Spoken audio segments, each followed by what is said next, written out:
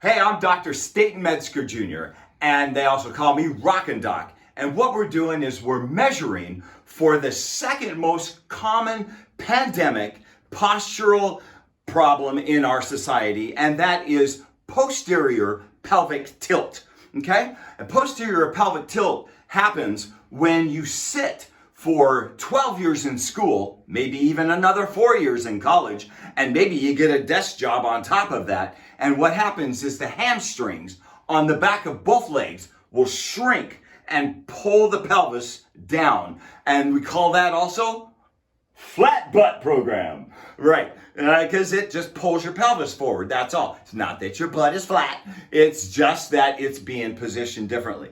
Now, I've seen over 250,000 people in 30 years, and I've taken an x-ray on most of those people, and 98% of them, I've measured what's called the sacral base angle of the pelvis, and 98% of them were decreased significantly, leading to a posterior pelvic tilt problem. So guess what? We all have flat butt syndrome. So get over it and let's fix it today. Here's how you try to measure for it and find it. Look for the first clue. First clue is down here at the feet.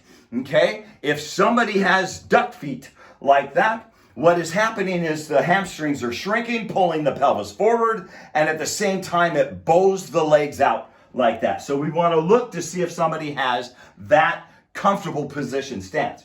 Second thing we want to look for is Giselle, turn your side a little bit there. There you go. And feet are straight.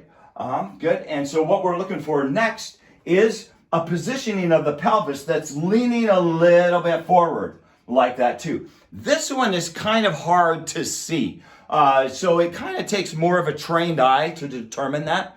And so we want to look for the third qualification, and that's measuring both hamstrings to see if they're short. And let's go ahead and do that now. Okay, this is how to measure both hamstrings to see if you qualify for the flat butt program or posterior pelvic tilt reset exercise program. All right, so here's how you do it. The person lies down on their back, nice and relaxed and comfortable. And what you're going to do is you're going to lift each leg off of the table one at a time to determine one of three things that will tell you when to stop. And so here we go. So I'm going to bring the leg up, and I'm looking for one of three things. As I bring this leg up, we're going to ask the patient on a scale of 1 to 10, tell me when I hit about a 6 as I bring it up. And I'm looking at the same time for a bend, if the knee starts to bend as I bring it up.